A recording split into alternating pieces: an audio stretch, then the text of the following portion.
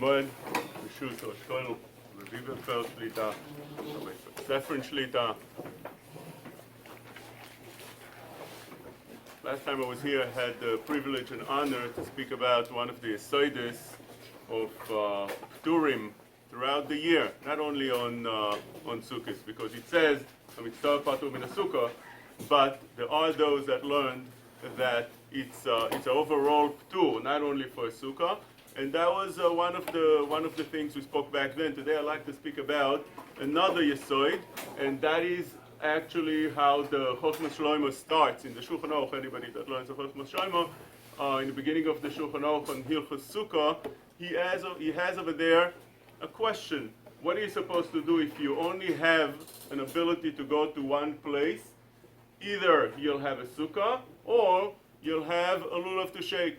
So you're in the middle of two towns, you don't have yourself a sukkah, you don't have a lulav. Should you go that way or this way? What should you do? In the beginning, Chochmas Shlomo thinks and says that sukkah is obviously preferable. You have the mitzvah, it comes first of all right away at night. It comes first. And that's something you should be doing. And not only that, Sukah also is something consistent throughout the whole 7 days. Lulav is not so. Then in the end, he ends up saying that Lulav is better. Why? Pirsum Nisa. Comes out with a chidush, it's Pirsum Nisa. What's the Pirsum Nisa about a Lulav? He says that the famous medrash that brings us down in the beginning of Hilchos Rosh Hashanah, that Am Yisrael comes to the din together with Umos HaOlam, and we don't know who wins the din. There's a case, ongoing case in front of the Borei Olam, in front of Beis Din Shel Ma'ala. Who wins the case? In the end, in Sukkot, when Am Yisrael picks up the lulav, that demonstrates that Am Yisrael won the case over the Umos HaOlam. I always ask, how is that showing anything? We know in advance Am Yisrael is going to pick up the lulav. And secondly, it's just like any candidate that screams out after an election that he won, but the next day you see that things turned around. And besides, what picking up a lulav has to do with winning anything? Bishlamite was a trophy. Bishlamite was... What the lulav has to do? I think the medrash is very clear to come and tell us that Umos HaOlam throughout generation, we're trying to assimilate Am Yisrael again and again in all different types of ways. And finally, we're showing after Rosh Hashanah that we're still picking up the lulav. This is a great ness. Why? Because it's showing that we keep the Torah. Where do we find that it's a ness? The Yavetz. The Yavetz says, "Chei nafshi." I swear, he says that Gadol be'einai nes zeh of Isharus Am Yisrael ben Umas yoter mikol anisim sheHakadosh Baruch Hu asa. This great ness, this great miracle is so much greater that Am Yisrael survived with keeping Hashem laws, greater than all the miracles that Hashem has performed to us throughout the generation in Mitzrayim, in the Midbar, and so on and so forth. So therefore, when we pick up the lulav, that is a Pirsum Nisa. With that explanation, we can a little bit understand what the Chochmas Shlomo says, that Pirsum Nisa overrides the lulav is Pirsum Nisa. Really, we try to understand the Chochmas Shlomo. We found different places of such dilemmas. What should you do when you're in between and you have a choice of doing one of two things? For example, a famous Gemara that's brought down to Shulchan Aruch Tav Kuf Tzadik Hey. That over there, the Shulchan Aruch says that if a person has a choice either to go to a town on Rosh Hashanah that they blow the shofar, or to a town that they daven Musaf, he doesn't know either. He doesn't know how to blow the shofar. He doesn't have a shofar. On the other hand, also, he doesn't know how to say the brachos of the Musaf of Rosh Hashanah. Where should he go? The Gemara says that a person should go to a place that they blow the shofar. Why? It's the Raisa. The Raisa overrides the Rabbanan. The Musaf, the brachos of Musaf are the Rabbanan. Same thing Lichoira should have been over here, since Sukah is the Raisa, and Lulav is only on the first day, is the Raisa on the first time, but the rest of the times is only the Rabbanan, unless you're in Yerushalayim, in the Beis HaMikdash, then the Machlokes Rosh and the Rambam, whether it's the Raisa over there. But it seems like the Chochmas Shlomo is speaking about only the first day, which is a little bit tamua. I would say that you should go on the first, you have a choice over here, definitely you should go to a Sukah. It's throughout the whole 7 days, the Oraisa, unlike the Lulav, which is only at the very first moment. Could be that we can understand this a little bit differently, that the mitzvah you have over here, mitzvah of Sukkah, it's lichoira. The Kollel spoke about mitzvah kiyumis. If you aren't eating, if you aren't sleeping, you aren't eating bread or mezonos, you aren't sleeping, you could be outside the Sukkah. You're learning a Bes Medrash all day. You could be inside the Sukkah. It's a known machloikis, Pnei Yeshua and Rabbi Akiva Iger in Sukah Kafhei on the Mishnah, whether the mitzvah of Sukkah is eating outside the Sukkah is an Isur Mamish. That's the Pnei Yeshua. He says that what does it mean that the klal over there, that a person that's oisek b'mitzvah patur mitzvah Sukkah. That's a klal b'chol makom. Why is it chidush over here? Why the Mishnah needs to mention it? He says because over here there's an Isur as well, eating outside the Sukkah. It's mamish Isur. You're doing bekum ve'aseh, the Isur against the Torah. So I would think that maybe this rule would not apply of oisek b'mitzvah patur min mitzvah. He says that it applies even here. And Rabbi Akiva Iger dismisses. He says for sure that's not the meaning.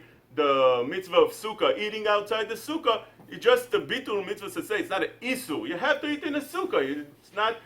Once you eat in a Sukkah, you mekayim a mitzvah. Not eating in the Sukkah is not so. Could be that when we see that the mitzvah of Sukkah could be in a way a little bit less than the mitzvah of Lulav. You don't have it's lichoira.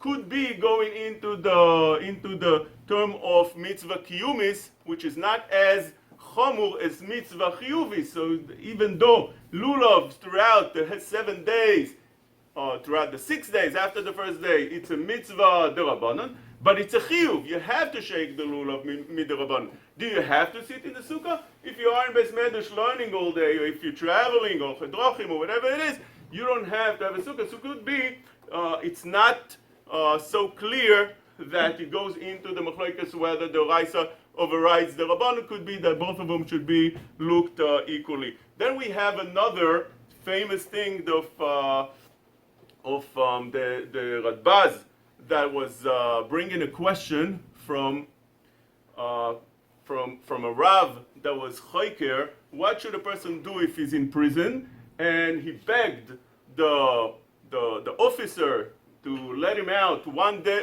to let him out to be Mekayim mitzvahs, and he gave him 1 day. When should he go out? Right away and do the mitzvahs of Tfilah B'tzibur, whatever it is, that same day, or wait till Yom Kippur, which is much more chashuv.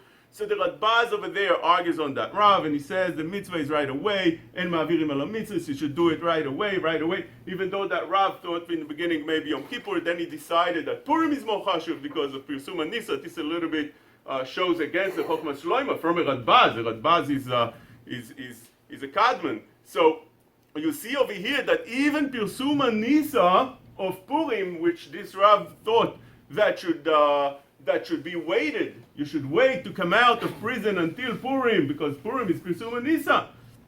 Over here, the Radbaz thinks and says it's pashut be'inav that you should come out right away and do the mitzvahs right away. That saying, according to the Chokhmah Shloima, why do you need to wait for the Pirsum Nisa of Lulav for the next day? Do it right away. The mitzvah of Sukah. That was the svara of the Radbaz. But we see over here that there is a question: where should you go? When should you leave? Should you leave right away, or should you wait for the Sukah? And we said that the Radbaz feels that the mitzvah to do things, the chiyuv to do things right away, obviously should take preference. And according to that Radbaz, lichoira the Chokhmah Shloima would be shver that said he should wait, even though it's Pirsum Nisa. The Radbaz does speak about Pirsum Nisa. Another idea that we found is with the same concept of having choice between two things is a famous Ramah in the beginning of Hilchos Mezuzah. It's brought down also in the Noise Keilim in the beginning of Hilchos Tefillin in Kafhei. And the Ramah brings the Yerushalmi psak from the Yerushalmi. Yerushalmi has a chakira, what should a person do if he has a choice to buy either tefillin or mezuzah? Tefillah or mezuzah, Machlokes Shmuel and Rav Huna. And the Machlokes comes out, should you do a mezuzah which is a chayva to midis, you constantly mekayim the mitzvah with a mezuzah, or should you maybe on the other hand do the mitzvah of tefillin because it's what? It's mitzvah shebegufo. You mekayim that with your guf.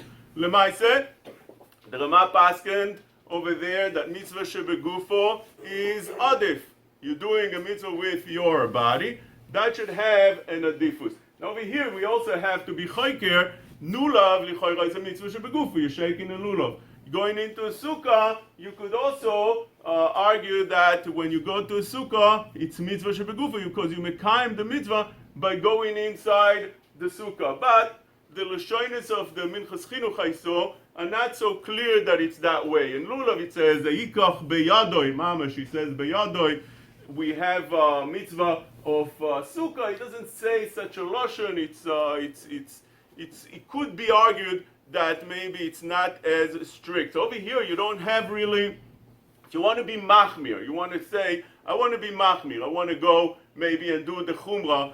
Normally, you have an ability to be machmir and do one way over the other way, and it's a machmir tavalav a bracha, or you would say that kadosh ye'amer lo. But when you come to some mitzvahs, you're a little bit stuck. Like for instance, in Sukah, it's known that a person that's machmir in mitzvah Sukah when he's patur, it says over there that he's a hedyot, kol machmir bedavar she'patur nikra hedyot, and therefore, when is it that you'll be able to say that you want to be machmir, and that will be kadosh ye'amer lo, and when is it that you'll have a din of hedyot, kol machmir nikra hedyot? Over here we have a big machlokes. The Ramban and the Ritva say that it depends if what you machmir is a mitzvah or is not even a mitzvah. A person that's machmir to do things that are not mitzvah, it could be that it's called moisif al Torah, and that's not permitted. That is the Ramban and the Ritva's opinion. The Gra also seems to go like that. It's very famous in Shneis Eliyahu that he says, for instance, in Sirtut, that the halacha is that in mezuzah you have to have sirtut halacha l'Moshe Misina. In tefillin you're not allowed to have sirtut. The Gemara calls it in Yerushalmi that kol machmir badavar nikra hedyot. The reason we do sirtut in tefillin in Parshas is only leyofi, but not because of chiyuv. So when is it do you say that you could be machmir? That if there's irrelevant to it. There's somebody that there's an opinion like that. There's a mitzvah like that you are potter. Like for instance, a woman that wants to go into a sukkah. There's no chiyuv for a woman, but there is a mitzvah of sukkah. So she wants to be machmir. She's mekabeles sachar ke'eino mitzvah v'oiseh. But a person that has creating a totally new chumrah. I saw a person that's doing the tilas yadayim up to here. There's no such thing. There's no such opinion. You're doing such a thing is nikra hedyot. Others said different reasons. For instance, the Chidah says beautifully, says that the machmir, you could be machmir b'mitzvah sheben adam la chavero, not ben adam la makom. Ben adam la chavero, I can understand. You want to be extra nice to your friend and do hummus that you are potter normally from doing, that would be a beautiful thing. The Biur Halacha in Hilchos Sukah says another pshat. He says that when do you say a chumrah that is that you're not allowed to do, that is if it interferes with Simchas Yom Tov. So if you go into a sukkah once it's raining, it's interfering with Simchas Yom Tov. That is not permitted. When are you allowed to do a chumrah? When it's not interfering with Simchas Yom Tov. For example, if it's a tircha. It's a tircha. Chachamim didn't obligate you once you fell asleep in your house because it was raining and now the weather became beautiful to go back in. You could continue sleeping the whole night at home. But that if you go back, it's a tircha. It's not a tsar, it's a tircha. Tircha, it's a beautiful thing. It's a chumrah that's considered a davar toiv. In Stechemet, for example, he brings another pshat. He says that it depends on your kavana, your intention. If you go in because or you mekayim the chumrah because you're doing it l'shem shamayim, because you want to do the mitzvah correctly, it's a beautiful thing. But when we are doing it because of yura, so people can see, so we can be mefarsim this, that's a wrong thing. But we see that the questions of of many times are not just if you want to do something and be machmir, you could do it because you come into a clash many times. In the chumas that we spoke, in the cases that we see that you have to decide whether you're going to a Sukah or to a Lulav. You can't decide yourself. These are all complicated things that you have to be me'ayin and see how the poskim looked at it. There's much more to speak about this very topic. I just touched mamash the tip of the sugi over here, but this is what the time allows us. Yeshar koach, and thank you very much.